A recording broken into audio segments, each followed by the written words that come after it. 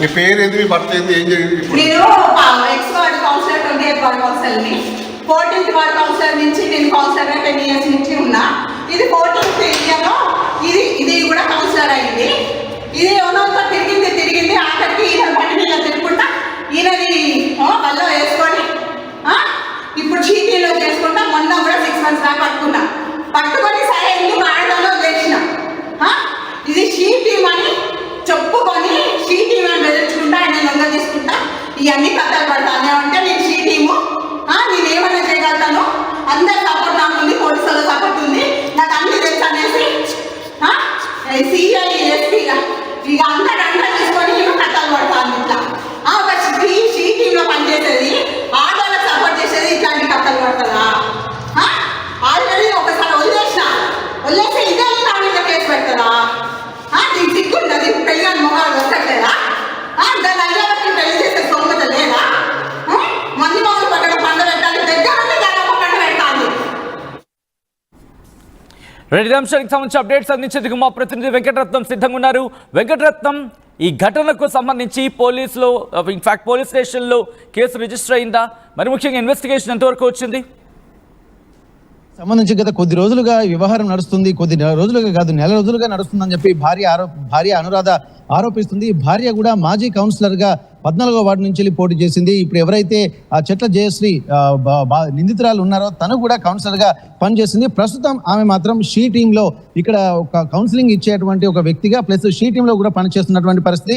అయితే నలుగురికి చెప్పాల్సినటువంటి మీరే ఇతరులతో ఇట్లా ప్రవర్తిస్తే ఎలా అన్నటువంటి ఒక ఆక్రోశం గత 2 నెలల క్రితం కూడా 2 సార్లు సంఘటనలు జరిగినాయని చెప్పి తన భార్య అనురాధ ఆరోపిస్తుంది. గోగులరాజు ఎవరైతే ఉన్నారో తను మాత్రం గత కొద్ది నెలలుగా కానీ ఇతనితో మిస్బిహేవ్ చేసుకుంటూ ఇక్కడ ఉన్నప్పటికీ కూడా తను వెళ్ళి కూడా మందలు ఇచ్చానని చెప్పి భార్య అనురాధ చెప్తుంది. అయినప్పటికీ కూడా వీరి తీరు మార్చుకోకపోవడంతో ఇంకా బరితెగించి కొత్తగా ఓపెన్ అయినటువంటి ఓయో రూమ్ లో ఇక్కడ సరస సల్లాపాలు కొనసాగిస్తున్నారు, కామక్రీడలు కొనసాగిస్తున్నారు అన్నటువంటి ఒక ఆందోళన కూడా గతంలో చేసింది. అది పెద్ద మనుషులకు వేరే వెళ్ళింది, అలాగే పోలీస్ స్టేషన్ కూడా గతంలో వెళ్ళింది. కానీ అయినప్పటికీ కూడా వీరు తీరు మార్చుకోకుండా కంటిన్యూగా ఇలాగే వండుకుంటూ ఉండడం వల్ల తన భర్త కూడా తనకు కాకుండా పోతున్నాడు.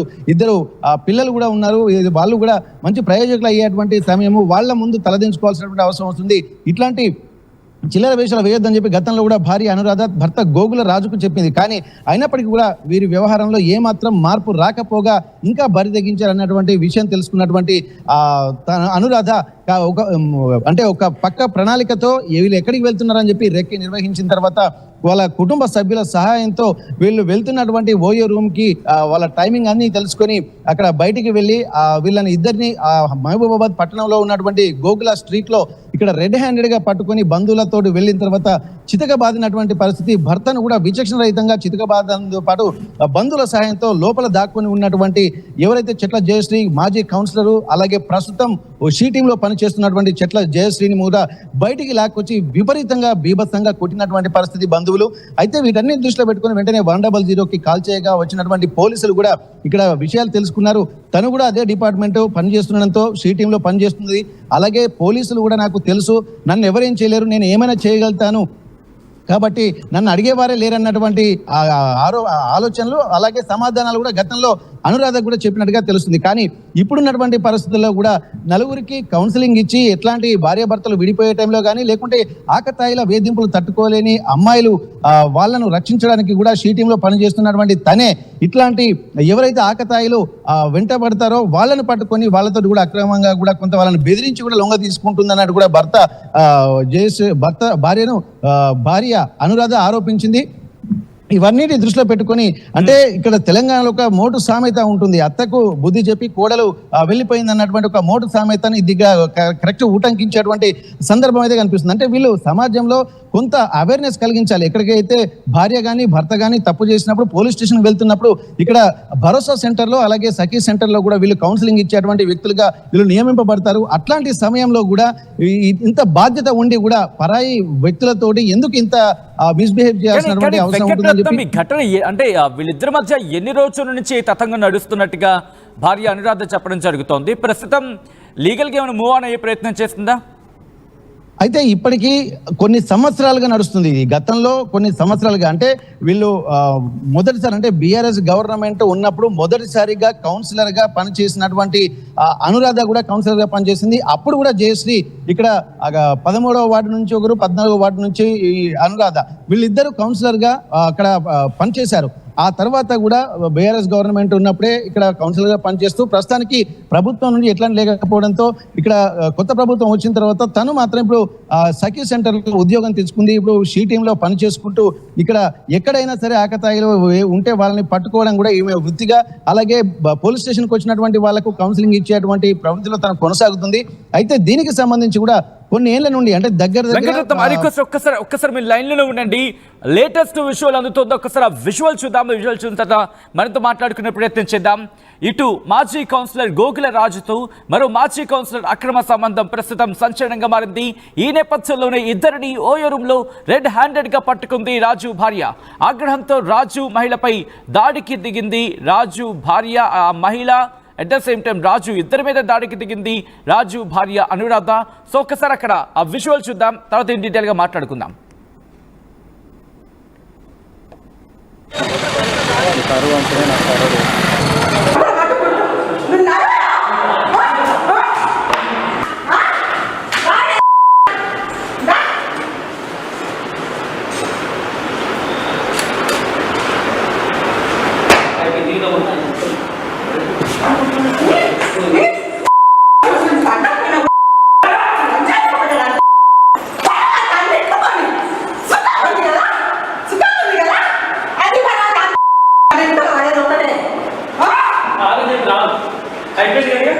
भैया वीडियो तो నేను దీనా సమలే భయ్యా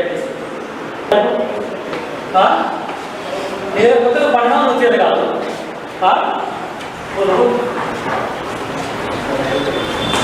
నేను కొత్తగా పడలేదు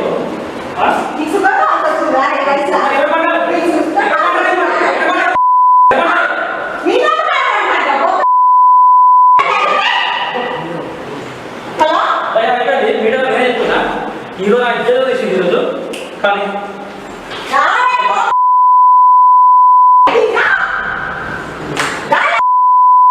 దుందా వేసుకుంటారు గిరా భయ వేస్తే గిరా గిరా వేస్తే చేసేది ఎవరు ఏమైతే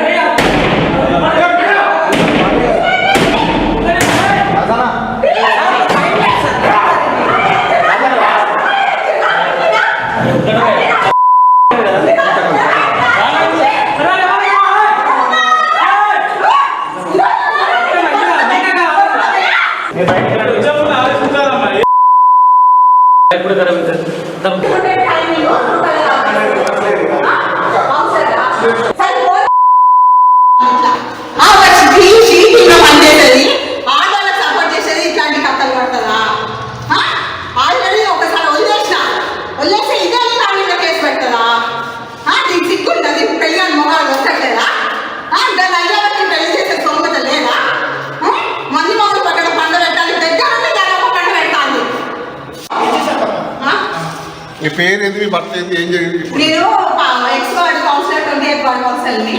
14th వార్డ్ కౌన్సిలర్ నుంచి నేను కౌన్సిలర్గా 10 years నుంచి ఉన్నా. ఇది 14th ఏరియాలో ఇది కూడా కౌన్సిలర్ అయింది.